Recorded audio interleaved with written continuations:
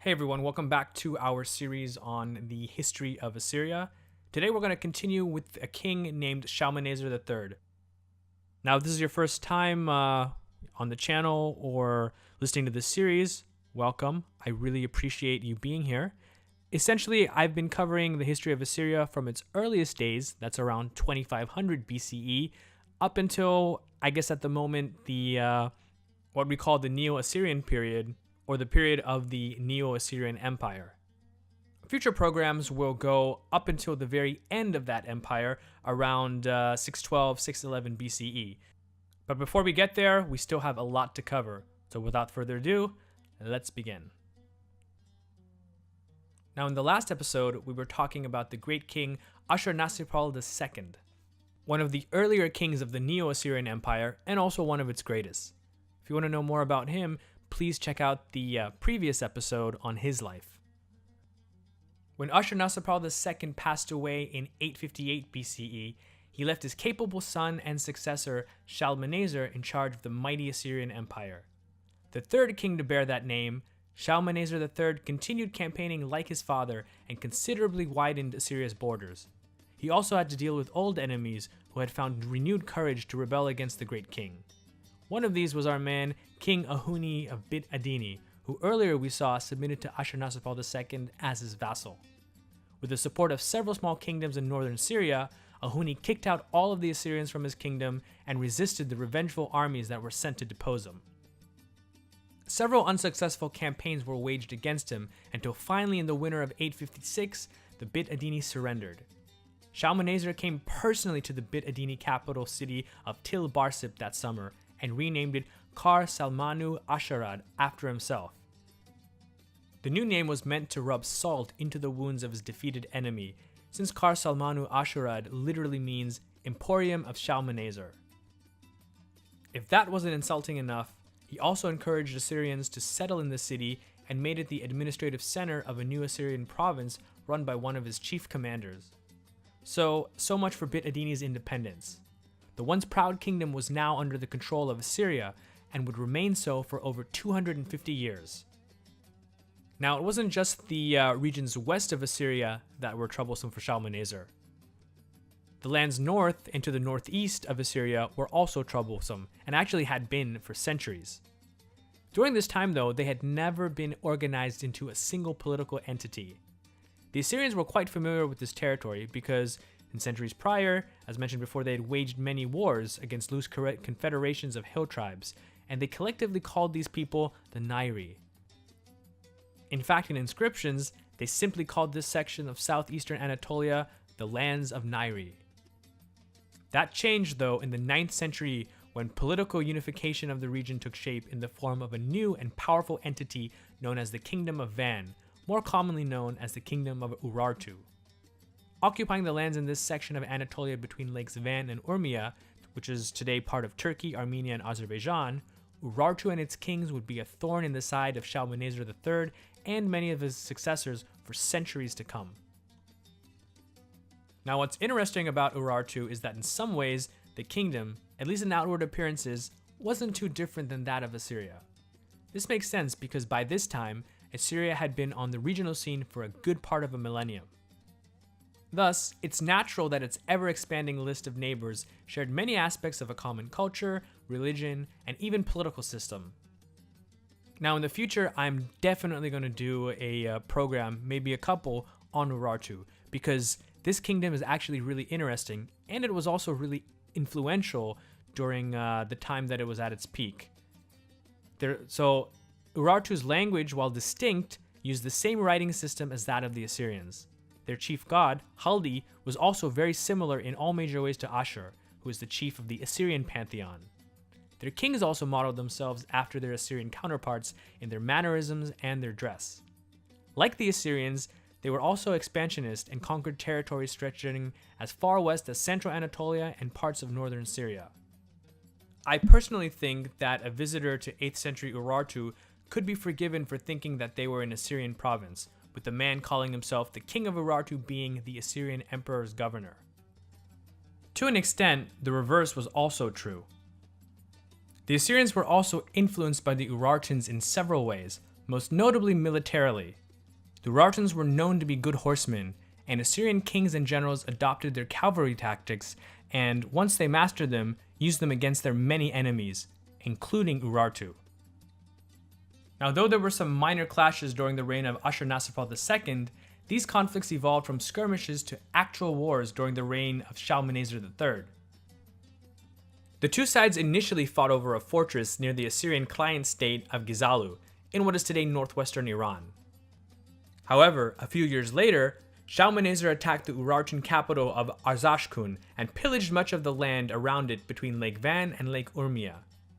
Despite Shalmaneser's claim of total victory, this did not destroy Urartu or even bring it into submission. In fact, the rulers of Urartu would simply relocate much of their kingdom and military forces to a place just beyond the reach of the Assyrian military to launch a sustainable campaign against them. The fact that Urartu a few decades later would become a major power in the region and put Assyria on the defensive also shows that Shalmaneser's words, like his victories, were rarely lasting. However, the defeat did leave a deep impression on a number of states in northern Syria, and you could say motivated them to pay tribute to Assyria or face similar consequences to that of Urartu. Not everyone, though, acquiesced to Shalmaneser. Some kingdoms joined forces to face him openly in battle. For example, in 853 BCE, the Assyrians faced the armies of a coalition of 11 kings around the city of Karkar in what is today northwestern Syria. It was headed by a king named Hadad-ezar, who was the ruler of Damascus. Now, like any form of records dealing with ancient history, exact numbers are extremely hard to come by. However, a discovery known as the Kirk Monoliths may give us an idea of the number, type, and nationalities of the participants of the battle. The Kirk Monoliths are two large Assyrian stelae, or large stone slabs, that contain a description of the reigns of Ashurnasirpal II and Shalmaneser III. They were discovered in 1861 by the British archaeologist John George Taylor in what is today the village of Kirk in southeastern Turkey or Turkish Kurdistan. Towards the end of Shalmaneser's Kirk monolith, the Battle of Karkar is mentioned, along with the Assyrian tally of the exact number of combatants from the opposing coalition. The list goes as follows: 1,200 chariots, 1,200 cavalry, and 20,000 troops from Hadad-ezar of Damascus. Remember, he was the leader of the coalition. Another 700 chariots, 700 cavalry, and 10,000 troops of Ir-Hulani, the Hamathite, were also... Sorry, no, that's not Hamathite, that's Hamathite, were also sent.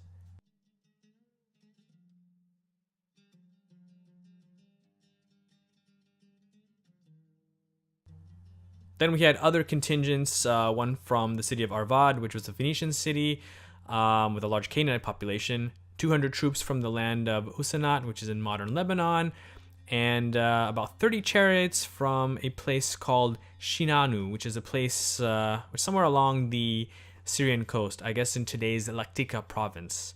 Now, the other interesting group was about 1,000 camels and riders from a king named Gindibu of Arabia. This is actually the first time anyone from Arabia is mentioned in history, so that makes it interesting.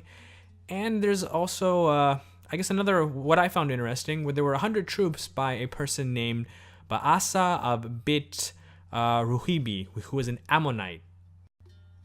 Now, what about the number of men that Shalmaneser put into the field? Now, I don't want to say that we don't have an exact number of forces fielded by the Assyrians. Maybe there are numbers out there, but I personally just haven't come across them yet in the various sources that I have. However, it must have been comparable to that of Hadad-ezar's coalition. Think about it. If he had been outnumbered, Shalmaneser certainly would have mentioned that he was up against daunting odds. He doesn't, so he either had about the same amount or many more men than his adversaries.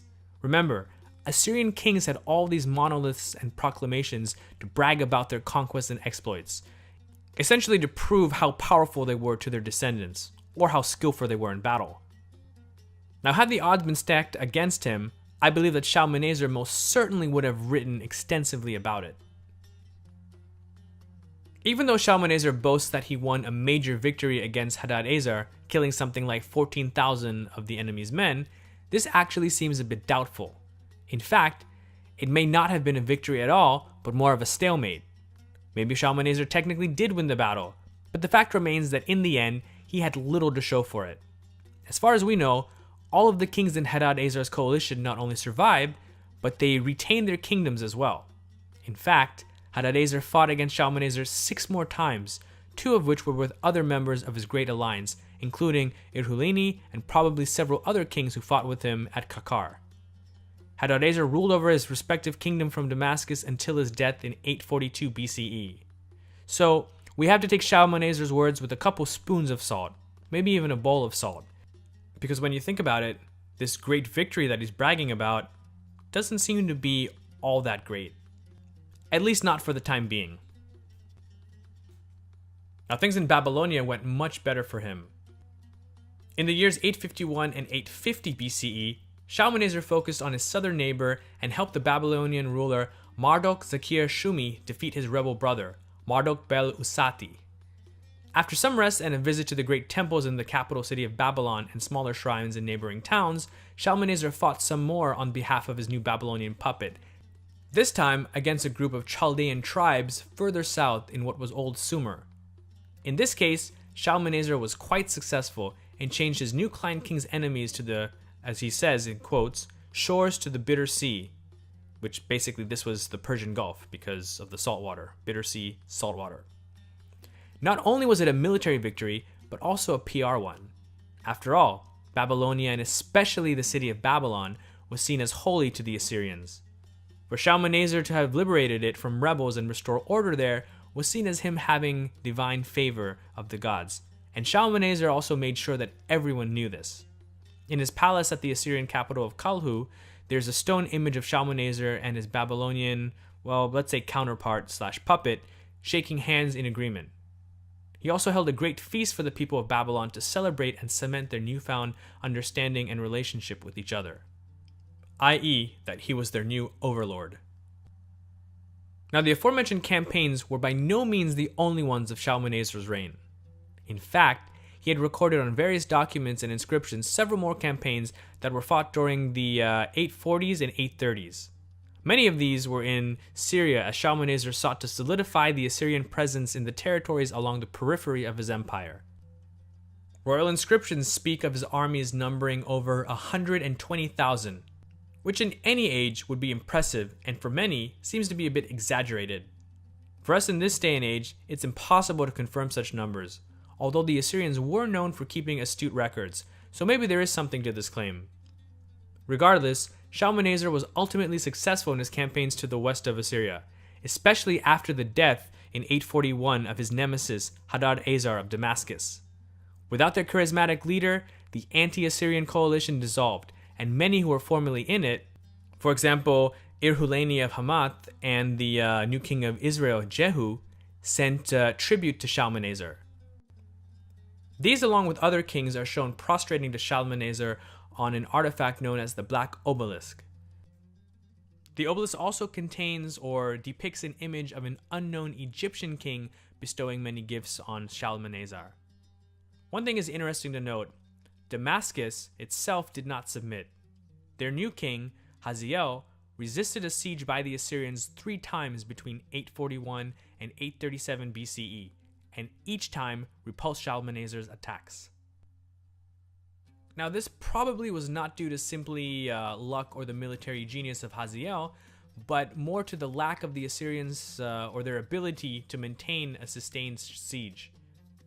Sure, the Assyrian Empire may have been the mightiest of its time, but when you're constantly campaigning in every direction, for example, in the north against the Nairi and the Kingdom of Urartu, and not only them, but against all these other hill tribes, then of course in the east against various tribes in the Zagros Mountains, to the south, where you need to secure the position of your former rival, now turned into puppet ally, and his Chaldean enemies, and of course in the west, where you need to bring a bunch of small but freedom-loving kingdoms in Syria and along the Mediterranean coast to heal. This can be really trying, even on the most elite and largest of armies. One only has to look at modern times where the United States, with all of its power and resources, was not able to sustain occupation of Iraq in the latest Gulf War. Sure, they could defeat their enemies and take over the country, but they couldn't hold on to it for long.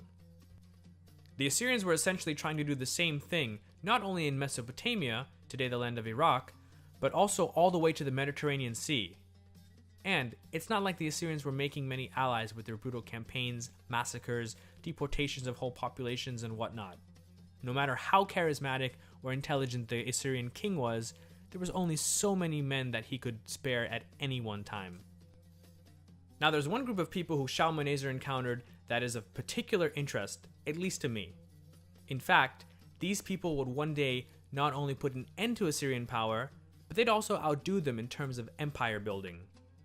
To add to that, they would for the most part also be, at least in the beginning, remembered as a people who brought peace and justice to an ancient Near East that had known mostly bloodshed for millenniums. I'm talking here about the Medes and the Persians. Now eventually I'm going to do a large series on these peoples because if I actually had any expertise in history, it would be of these people, specifically the Persians. I've studied them intensely for, at least half of my life, and I can't wait to discuss them with you, but for now that'll have to wait. But anyway, sometime towards the end of his reign, Shalmaneser III decided to venture deep into the Zagros mountains of what is today Iran or Iranian Kurdistan, where he had his first encounter with a loose confederation of tribes known as the Medes and their vassals, the Persians. Now at that time, the Persians were the vassals of the Medes, but eventually we'll see how the tables turn and that gets switched around. Assyrian records from the time of Shalmaneser III actually mention the Medes several times, mostly in reference to campaigns where they would fight against them to capture horses. Now there were several skirmishes between the two, but nothing really substantial in terms of a great war or anything like that. I'm really just bringing up the Medes and the Persians because it's in Assyrian records of the time that they're first mentioned. Now towards the end of his life, it seems that Shalmaneser outsourced several of his campaigns to his chief marshal, a man named Dayan-Ashur. Being a high military commander, Dayan-Ashur also has the rare distinction of being mentioned in Assyrian military records, something which is unusual. For example, kings would mention their commanders, but not by name. This is something that shows that Dayan-Ashur must have held considerable power and, as we'll soon see, must have also been extremely influential. While his foreign military campaigns had mixed results, Shalmaneser's plan for his own succession were just short of catastrophic. As he was nearing his death, Shalmaneser designated as his successor his younger son, Shamsi-Ramman, who would eventually take the throne name of Shamsi-Adad V. By 826 BCE, Shalmaneser's many years in the saddle campaigning all over the world had made him an old man. Being away from the Assyrian heartland for so much of his life had left him far removed from all of the court intrigue and gossip, let alone the various plots that were festering as his life on earth was coming to an end. With all of these circumstances in tow, his elder son, Ashurnasirpal, decided to take action. For whatever reason, Ashurnasirpal was not chosen by his father to succeed him. Being passed over for something which he probably believed was his birthright as the elder son, Ashurnasirpal rebelled against his father and declared himself to be king. According to Assyrian records, he seems to have had the power to back up his claim. It's mentioned that at least 27 cities, including the important ones of Nineveh, Ashur, Erbil, and Arabka, which is the site of modern Kirkuk, raised the standard of revolt against Shamsi-Adad. Now one notable exception was Kalhu, also known as Nimrud, the capital city built by Shalmaneser's father, Ashurnasirpal II, as a refuge from the Assyrian elite. After 4 years of conflict, and with the help of Dayan-Ashur and possibly also the king of Babylon, Marduk-Zakir-Shumi, this is the king who Shalmaneser had put on the throne earlier, Shamsi-Adad V prevailed and he took his place as the king of the Assyrian Empire. So now, at least on paper, the Assyrian Empire was technically unified behind Shamsi-Adad V. However, in reality, there emerged several new strongholds of power. It's this time that a lot of scholars call the Period of Magnates, where basically regional warlords and governors held the real power within the Assyrian Empire. But more on that in the next episode. Once again, thank you so much for stopping by the channel. I really appreciate it. If you found this useful, please like the video because it helps the channel out a lot. And I hope to see you next time.